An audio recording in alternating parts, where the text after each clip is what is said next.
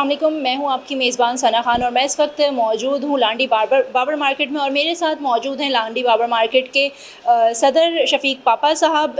इनकी तरफ चलेंगे, बात करेंगे लांडी के अभी अगर बात की जाए रमज़ान की तो रमज़ान की आमद है और यहाँ पर क्राउड जो है वो काफ़ी बढ़ जाता है क्योंकि ये एशिया की सबसे बड़ी मार्केट है और यहाँ पर दीगर जगहों से भी जो है वो लोग अगर बात की जाए शॉपिंग की या अशिया खुर्दनोश के हवाले से तो यहाँ पर लोग आते हैं, लोगों का बड़ा रश होता है। साथ साथ हम बात करेंगे यहाँ की पार्किंग के हवाले से और इसके अलावा हम बात करेंगे ट्रैफिक के हवाले से भी। अस्सलाम वालेकुम। वालेकुम। जी, मुझे ये बताएं कि सबसे पहले तो मुझे सिक्योरिटी के हवाले से बताएं कि हर साल जो है वो आपकी सिक्योरिटी का बड़ा अच्छा इंतज़ाम जो है वो होता है।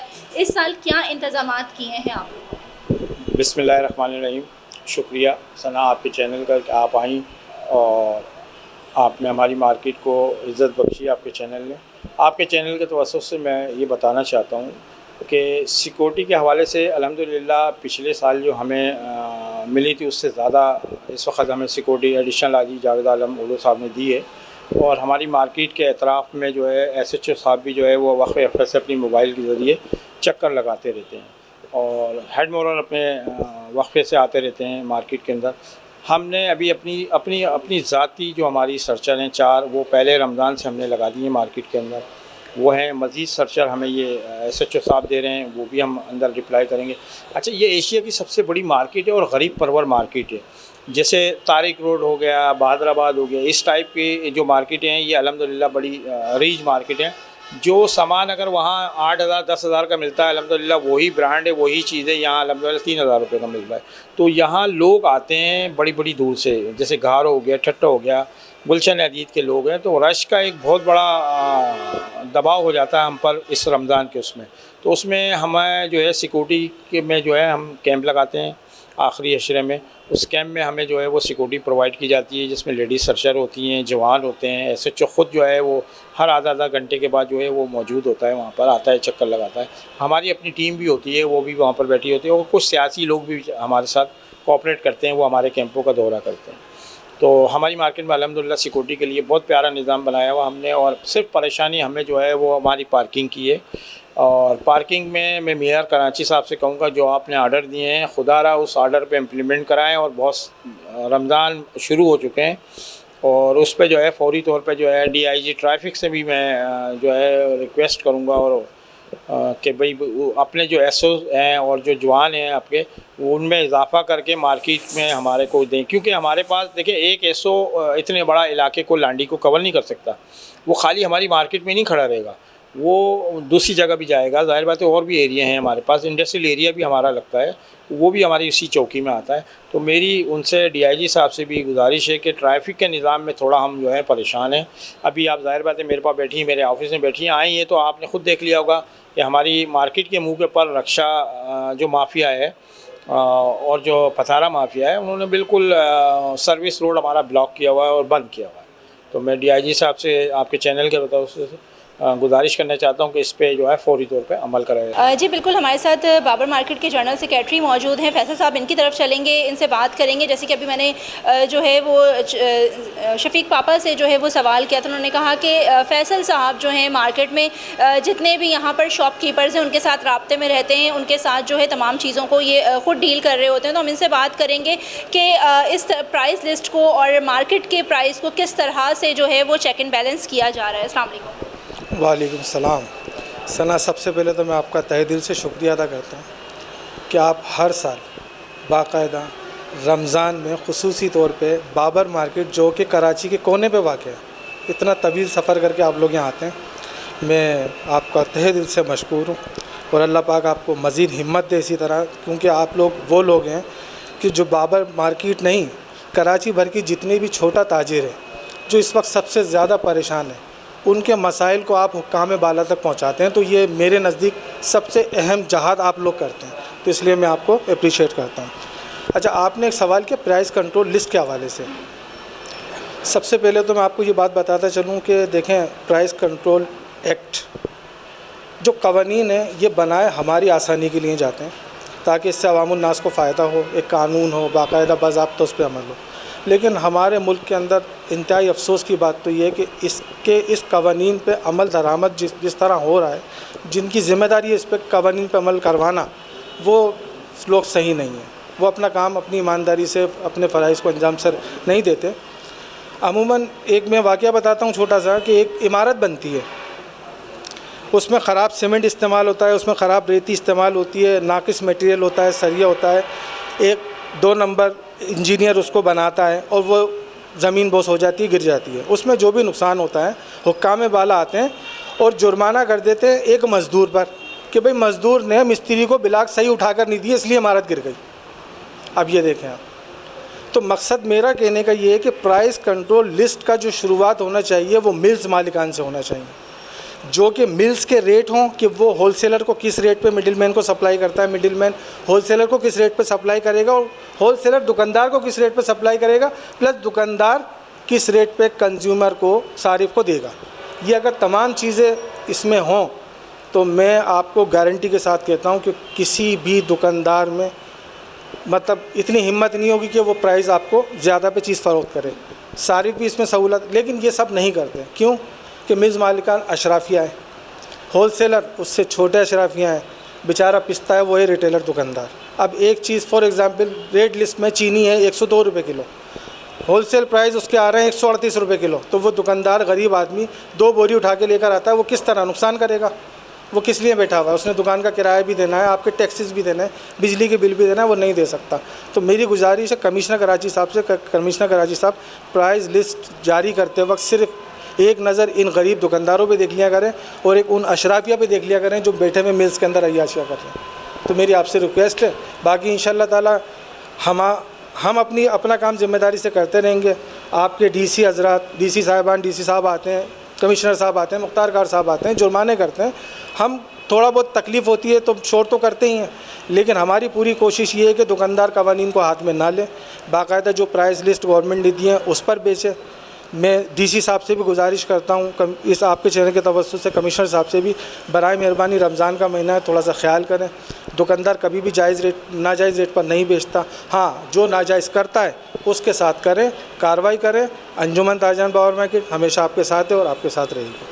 अच्छा फैसल साहब, मुझे ये बताएं कि एक इंक्रोचमेंट के हवाले से जो है वो यहाँ पर एक बहुत बड़ा इशू है कि रोड पर आधा रोड जो है वो इंक्रोचमेंट ने रिज़र्व किया हुआ है, जिसकी वजह से ट्रैफिक की रवानी में जो है वो बड़ा मसला होता है और रमज़ानों में तो हर किसी ने जो है वो जल्दी अपने घरों पे पहुँचना होता है। तो उस हवाले से क्या इम्प्लीमेंट कर रहे हैं आप? देखिए सना, अभी आपको शायद याद ही होगा कि अभी 2 महीने पहले सिंध हाई कोर्ट के एक डिविजनल बेंच ने बाकायदा एक ऑर्डर जारी किया, हुक्मनामा जारी किया सिंध हाई कोर्ट ने, जिसमें पूरी कराची भर से चार्जड पार्किंग को ख़त्म कर दिया गया। अब 99% लोग ये समझते हैं कि चार्ज पार्किंग का मुराद ये है कि भाई जो पैसे दे रहे हैं, वो जिस पार्किंग के हम पैसे दे रहे हैं वो पैसे नहीं दिए जाएं। मेरी हाई कोर्ट से सिर्फ ये भी गुजारिश है कि जनाबे वाला जजेस साहिबान ऑर्डर को पूरा कर दिया करें। साथ में एक अल्फाज अगर ये भी कह देते हैं कि कराची भर में जो पार्किंग एरियाज़ हैं उनकी भी वजाहत करे डिपार्टमेंट, और उस पर लगाई जाने वाली पार्किंग के चार्जेस को ख़त्म कर दिया जाए, तो ये एक मुकम्मल आर्डर होगा। अब हमारे सर्विस रोड बेसिकली आ जाते हैं ये लोग सियासी असर व रसूख इस्तेमाल करके, आकर ये एक माफिया बन चुका है। सर्विस रोड्स, पार्किंग एरियाज़, वहाँ पर ये पार्किंग के नाम पर एक बहुत मतलब इस तरह का कारोबार होता है कि यहाँ पार्किंग नहीं होती, पार्किंग का नाम होता है। यहाँ पे टोटल इंक्रोचमेंट ये खुद डालते हैं। अब ये देखें कि मोटरसाइकिल वाले के रेट फॉर एग्जांपल ये 10-20 रुपये लेते हैं, लेकिन ये भी गैर कानूनी है, हाई कोर्ट ने उसको भी मना किया हुआ है। रमज़ानों में तो ये रेट और बढ़ जाते हैं। अब वो रेट मोटरसाइकिल के नहीं है, इसमें सारा मसला होता है कि उस मोटरसाइकिल को जहाँ खड़ी होनी है वहाँ पर वो लोग ठेले पथारे खड़े करके उससे 300 से 400 रुपये रोज़ वसूल करते हैं। तो अब बेसिकली इनका निशाना पार्किंग नहीं होता, इनका निशाना बेसिकली इंक्रोचमेंट होता है। तो मैंने इसके लिए हमारे सदर साहब हैं, चेयरमैन सामिर ज़मीरुद्दीन खान साहब, उन्होंने भी भरपूर कोशिश करी है और अल्हम्दुलिल्लाह हमें एक अच्छा रिस्पांस मिला है डीसी साहब की तरफ से, एडिशनल आईजी कराची ट्रैफिक, इनकी तरफ से भी हमें बाकायदा एक लेटर मिला है। अल्हम्दुलिल्लाह बहुत जल्द इस पर कार्रवाई होने वाली है और जो भी गैर कानूनी इंक्रोचमेंट में पार्किंग में मुलव्विस है हम उनके ख़िलाफ़ भरपूर कार्रवाई करेंगे कानूनी, और इंशाअल्लाह ताला इसको रिलीज़ कराएंगे। और फिर भी मैं आपके चैनल से ये बात कहूँगा कि जो पार्किंग का एक अहम इशू है आपने ये उठाया, मुझे बहुत अच्छा लगा। जहाँ भी आप जाएँ, जिस मार्केटों में आप जाएँ, आपने ये इशू लेना है और इसको मीडिया पे हाईलाइट करना है, ताकि ये बात जो मैंने आपको कही ये काम में बाला तक पहुँचे कि पार्किंग पब्लिक प्रॉपर्टी होती है। इस पब्लिक प्रॉपर्टी को बाकायदा हाईलाइट करें, बताया जाए कि कौन सी जगह पार्किंग है, कौन सी नहीं है, ताकि वहाँ पे प्रॉपर बाकायदा पार्किंग हो सके, जिसमें सारिफ को भी सहूलत है। बेशुमार मोटरसाइकिलें चोरी होती हैं, बेशुमार ट्रैफिक जैम रहता है, अक्सर 2-2 घंटे गाड़ियाँ खड़ी रहती हैं। ये सारा इशू गैर कानूनी पार्किंग का है। गैर कानूनी पार्किंग से पार्किंग को ख़त्म करके इंक्रोचमेंट ख़त्म किया जाए, बाकायदा बाज़ाब्ता तरीके से पार्किंग लगवाई जाए, जिस पे इंशाअल्लाह ताला ये रेट भी क्लियर रहेंगे, इंक्रोचमेंट भी नहीं होगा, हर सारिफ भी सहूलत में रहेगा। अच्छा फैसल साहब, मेरा आपसे आखिरी सवाल है कि अब जैसे जैसे रोज़े जो हैं वो गुजरते जाएंगे, मार्केट में रश जो है वो बढ़ता जाएगा, तो मार्केट की अपनी जो पार्किंग थी वो उसकी कैपेसिटी मुझे बताइएगा कि कितनी कैपेसिटी है वहाँ पर, बैक एक साथ जो है कितनी गाड़ियाँ या बाइक्स जो हैं वो खड़ी हो सकती हैं, और पार्किंग के कितने पैसे जो हैं वो वहाँ पर लिए। बाबर मार्केट के अंदर अल्हम्दुलिल्लाह जितनी दुकानें हैं ना, इतना ही एरिया पार्किंग के लिए मुख्तस है। जिस पर किन किन लोगों ने किस तरह इंक्रोचमेंट डाला हुआ है, कौन कौन इनमें मुलव्विस हैं, अगर मैं आपके आगे नाम दूं तो फिर शायद ये चले, मैं कुछ नाम ले भी देता हूं। हमारी एक मस्जिद है आलमगीर जामा मस्जिद बाबर मार्केट की, कमर्शियल सेक्टर 37 के अंदर ST6 है ये। इन साहब ने 170 दुकानें इसके अतराफ़ बना रखी हैं, जबकि ट्रस्ट डीड के अंदर मार्केट के ST6 अनफी आलमगीर जामा मस्जिद का आप नक्शा उठा के देखें तो दुकान नंबर 1 से लेकर 25 तक हैं। इसके अलावा अदरवाइज सारी दुकानें बाबर मार्केट के पार्किंग एरिया पर तामीर की गई हैं, जिसका ये लाखों रुपए किराया वसूल करते हैं इसके नाम पर, मस्जिद के नाम पर, और लाखों रुपए किराए के बावजूद भी ये लोगों को गैर कानूनी तरीके से, जिनके किराए कम हैं उनको ये मुकदमात करते हैं, गैर कानूनी तरीके से डिफ़ाल्टर करते हैं, फिर उन पर जाली मुकदमे किए जाते हैं, वहाँ से इनको एग्जीक्यूट कराया जाता है। एग्जीक्यूट कराने के बाद ये अशराफिया को दुकानें बाकायदा पैसे लेके दी जाती हैं, जिसका कोई रिकॉर्ड नहीं है। और वैसे भी अभी जो अमेंडमेंट हुई है शायद 2023 के अंदर ट्रस्ट रजिस्ट्रेशन एक्ट में, इसके मुताबिक तमाम के तमाम जितने भी ट्रस्ट के अकाउंट्स थे वो सब सीज़ कर दिए गए, फ्रीज़ कर दिए गए, कोई भी अकाउंट ज़ेर इस्तेमाल नहीं है। अब समझ से बाला तरह कि ये पैसा कहाँ से इकट्ठा करते हैं, ज़कात के नाम पे, फितरात के नाम पे, अतियात के नाम पर, और ये बेपनाह 170 दुकानों का किराया, जिसका किराया मेरी शायद नॉलेज के मुताबिक सबसे हाईएस्ट किराया 40,000 रुपये तक है।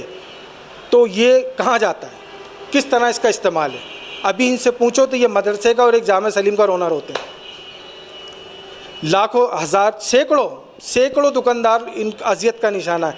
कितने ही घरों के चिराग बुझ चुके हैं, किस तरह दुकानों का सामान निकाल के बाहर फेंका गया है। सिर्फ गैर कानूनी मुकदमा करके कोर्ट को भी असल हकीकत नहीं बताते कि ये प्रॉपर्टी आया क्या है। बेसिकली वो प्रॉपर्टी पब्लिक प्रॉपर्टी है, जो कि बाबर मार्केट का पार्किंग एरिया है, जहाँ पर मोटरसाइकिलें, कार्स खड़ी होनी है, लेआउट प्लान में मौजूद है। उस पर ये गैर कानूनी दुकानें तामीर करके बैठे हुए हैं, जिनका लाखों रुपए किराया ले रहे हैं। और इसी के अलावा हमारी सब्ज़ी पट्टी, ये पूरा पार्किंग एरिया पर तामीरात हैं। अब कौन इसको हिलाए? अल्हम्दुलिल्लाह हम कोशिश कर रहे हैं, हाई कोर्ट से हमने ऑर्डर कराया है, हम अपनी पूरी जद्दोजहद करते रहेंगे। बाबर मार्केट की एक एक इंच ज़मीन को हम रिलीज़ कराएंगे, पब्लिक प्रॉपर्टी को, भले वो कुछ भी हो, पार्किंग एरिया हो, सबील हो, पानी की कोई भी हो। इंशाल्लाह वाशरूम हमारे रिलीज़ हो चुके हैं, तो इंशाल्लाह मैं इसको भरपूर तरीके से हम अपनी जद्दोजहद जारी रखेंगे। खौफ हमें किसी चीज़ का नहीं है, बस हम चाहते हैं कानून पर अमल दरामद हो, हर आदमी कानूनी तरीके से अपने बेटे कारोबार करे, जायज़ तरीके से। जो मार्केट की पब्लिक प्रॉपर्टी है उसको रिलीज़ कर दिया जाए, हमें किसी से कोई शिकायत नहीं है। जी बिल्कुल, जैसे कि मैंने बताया था कि मैं लांडी बाबर मार्केट में मौजूद हूँ और मेरे साथ जनरल सेक्रेटरी मौजूद थे बाबर मार्केट के, और साथ साथ अंजुमन ताजरान बाबर मार्केट के सदर शफीक पापा साहब हमारे साथ मौजूद थे। इनकी गुफ्तगू आपने सुनी। इनका कहना यह है कि रमज़ान मुबारक के शुरू होते ही मार्केटों में रश बढ़ जाता है, जिसकी वजह से जो है वो एडिशनल IG साहब से जो है वो इन्होंने नफरी की भी बात की है, जो कि उनको यकीन दहानी कराई गई है कि नफरी में इजाफा किया जाएगा, क्योंकि ये एशिया की सबसे बड़ी मार्केट है और यहाँ पर जो है वो 4 या 5 कांस्टेबल पूरे नहीं होते, क्योंकि यहाँ पर आने वाले लोग जिस तरह से रमज़ान के रोज़े जो हैं वो आगे जाएंगे, बढ़ते जाएंगे, इसी तरह से जो है यहाँ पर रश भी जो है वो बढ़ता जाएगा। क्योंकि सिर्फ यहाँ पर कराची से ही नहीं, कराची से बाहर से भी जो लोग हैं, क्योंकि महंगाई इतनी ज़्यादा बढ़ चुकी है कि हर कोई जो है वो कम पैसों में एक अच्छी शॉपिंग जो है वो चाहता है, या कम पैसों में एक अच्छी ग्रॉसरी जो है वो करना चाहता है, जिसके लिए लोग जो है वो बाबर मार्केट का रुख करते हैं। इसके अलावा जो है इन्होंने ये भी कहा है कि पार्किंग के हवाले से जो है वो इक़दाम किए जा रहे रहे हैं इंशाल्लाह पार्किंग के हवाले से भी और साथ साथ जो है वो ट्रैफिक कंट्रोल के हवाले से भी, ताकि रमज़ान में लोग रोज़ा जो है वो अपने घरों में खोलें और साथ साथ जो है रोडों पे ट्रैफिक जो है वो चिंची माफिया जो है वो कम नज़र आए। इस हवाले से भी जो है वो इनकी बात जो है वो चल रही है, एप्लीकेशन इन्होंने दी हुई हैं और एप्लीकेशन का जो है जवाब भी इन्हें मौसूल हो चुका है कि जल्द से जल्द जो है इस पार्किंग को और इन चिंची माफियाओं को यहाँ से हटाया जाएगा।